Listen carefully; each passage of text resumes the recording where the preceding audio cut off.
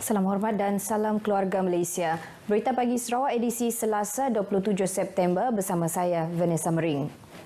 Sarawak menubuhkan sebuah lagi agensi keselamatan kesihatan iaitu Pasukan Penguat Kuasa Immune Belt (IBET) bagi membasmi penularan wabak rabies dengan lebih efektif.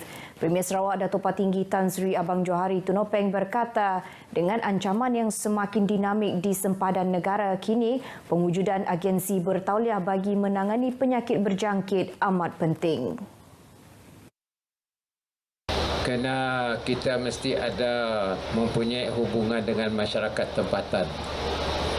Dan keanggotaan IBET ini selalunya mereka yang telah pernah berkhidmat dalam tentera ataupun polis, dan mereka datang daripada kawasan-kawasan tersebut. IBET katanya akan bertanggungjawab dalam membantu pasukan keselamatan sempadan bagi mengawal kemasukan anjing liar dari negara jiran. Anggota-anggota IBET akan ditempatkan di kawasan kampung-kampung di pedalaman dan sempadan Sarawak bagi mengesan kemasukan anjing liar yang berpotensi membawa penyakit. Datuk Petinggi Tan Sri Abang Johari bercakap kepada media selepas majlis pelancaran pasukan tersebut di Kuching. Setakat ini, IBET mempunyai seramai 108 keanggotaan di seluruh negeri. Dalam pada itu, beliau juga mendedahkan semenjak Penubuhan Pengawal Pantai Sarawak SGC, kes pencerobohan nelayan asing mencuri hasil laut negeri ini menunjukkan penurunan. Pasukan Pengawal Pantai itu kini memiliki aset canggih dalam mengawal hasil merin Sarawak dengan 3 buah bot beroperasi manakala 3 lagi masih dalam proses pembuatan.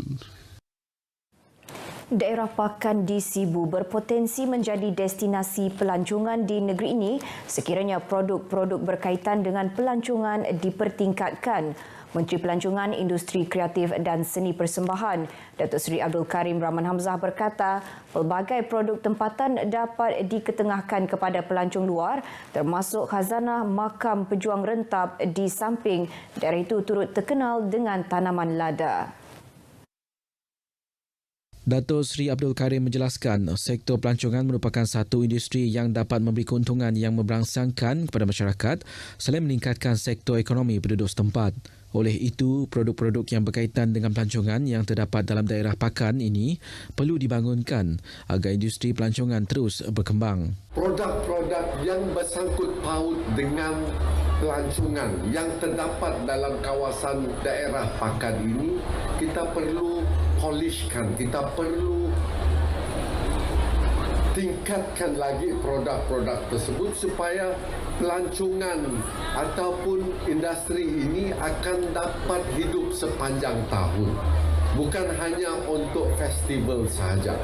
Beliau berkata demikian pada majlis perasmian Pesta Pakan di Stadium Sukan Pakan. Datuk Seri Abdul Karim dalam pada itu menambah pelbagai perancangan sedang diatur bagi meningkatkan lagi daerah pakan ke satu peringkat yang lebih tinggi bagi menjadikan daerah itu sebagai satu tempat kunjungan sama ada untuk pelancongan domestik ataupun pelancongan luar negara. Sementara itu, penganjuran Pesta Pakan berkonsepkan Sarawak cergas menerapkan 3 nilai utama dalam kehidupan masyarakat iaitu cergas, harmoni dan maju. Ahli Dewan Undangan Negeri Adun Pakan Tan Sri William Mawan Ikom berkata, acara tahunan bagi daerah pakan itu bertujuan untuk mengetengahkan gaya hidup sihat dan cergas dalam kalangan masyarakat setempat. Tan Sri William Mawan juga menambah penganjuran pesta tersebut merupakan usaha kerajaan untuk memelihara seni warisan budaya asli selain memupuk semangat kerjasama dan muhibah dalam kalangan masyarakat. Jelasnya pesta itu juga telah berjaya menghimpunkan masyarakat berbilang kaum dan bangsa termasuk masyarakat dari bahagian Sarike. Beliau yang juga penasihat tetap Jawatankuasa Pesta Pakan berkata demikian pada majlis perasmian Pesta Pakan yang akan disempurnakan oleh Menteri Pelancongan, Industri Kreatif dan Seni Persembahan Datuk Seri Abdul Karim Rahman Hamzah di Stadium Sukan Pakan. Pesta Pakan berlangsung selama 9 hari akan berakhir pada 2 Oktober nanti. Sarawak dijangka memasuki fasa negeri tua pada 2028 iaitu 2 tahun lebih awal daripada negeri-negeri lain di Malaysia. Menteri Pembangunan Wanita, Kanak-kanak dan Kesejahteraan Komuniti, Datuk Seri Fatimah Abdullah berkata, ia berdasarkan statistik terkini pada tahun 2020 oleh Jabatan Perangkaan Malaysia yang menunjukkan bahawa Sarawak akan menjadi negeri tua 2 tahun lebih awal. Sehubungan itu, Datuk Seri Fatimah memberitahu Sarawak hanya mempunyai tempoh 6 tahun untuk menangani isu penuaan di Sarawak. Justru itu, beliau menegaskan kajian akan dijalankan yang bertujuan untuk memetakan profil populasi warga emas di Sarawak selain mengenal pasti isu dan cabaran penuaan yang melibatkan warga emas negeri ini. Kajian itu juga akan menilai keberkesanan dan hasil intervensi serta program sedia ada untuk warga emas di negeri ini dan mengesyorkan strategi selain pelan tindakan untuk menangani isu tersebut. Hasil kajian tersebut akan dijadikan sebagai syor komprehensif untuk dasar warga emas di Sarawak, pelan tindakan negara penuaan 2023-2030 yang sistematik dan tersusun untuk Sarawak selain intervensi dan program yang bersasar berasaskan bukti, keberkesanan dan mampan untuk menangani isu penuaan. Ini jelasnya termasuk penuaan yang sehat, aktif, produktif dan positif yang memberi kesan kepada warga emas di Sarawak. Datuk Seri Fatimah menyatakan demikian dalam kenyataan media pada pembentangan mengenai kajian negara tua di Kuching.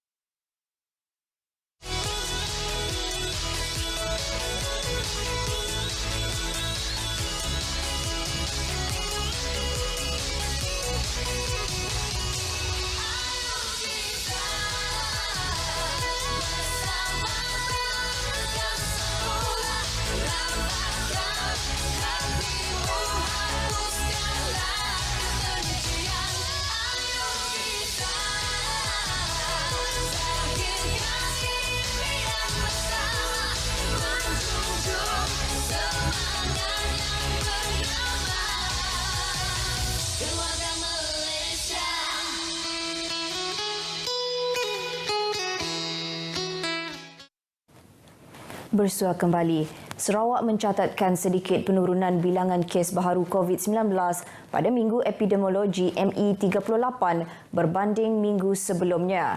Jawatankuasa Pengurusan Bencana Negeri JPBN dalam kenyataan media mingguannya berkata, sebanyak 658 kes baharu dilaporkan pada ME38 berbanding 683 pada ME ke-37. Ini menjadikan jumlah kumulatif kes COVID-19 di Sarawak meningkat kepada 315,162. Daripada 658 kes baharu pada ME38 tersebut, 641 merupakan kategori klinikal 1 dan 2, manakala 17 kes lagi adalah kategori 3, 4 dan 5. Selain itu, 2 kes kematian turut direkodkan iaitu di bahagian Kuching dan Sibu. JPBN menambah daerah Kuching masih mencatatkan bilangan kes tertinggi iaitu 228, diikuti 119 kes di Sibu dan 81 kes dilaporkan di Miri. Sebanyak 29 daerah lain merekodkan bilangan kes antara 1 dan 57.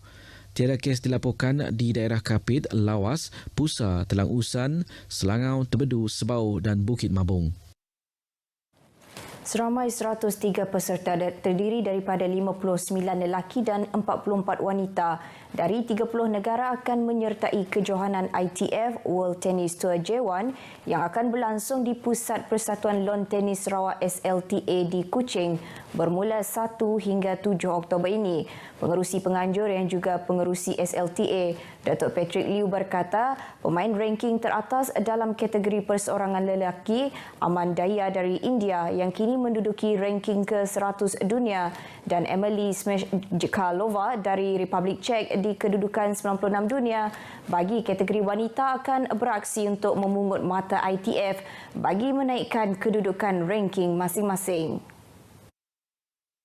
Dato' Patrick memberitahu pemain dan jurulatih turut teruja untuk kembali ke Sarawak selepas kejohanan itu tertangguh ekoran pandemik COVID-19 dan ia dikongsikan bahawa peminat sukan itu yang melibatkan pemain asing berasi termasuk dari Australia, Amerika Syarikat, India, Korea Selatan, China dan Rusia. I think 2010,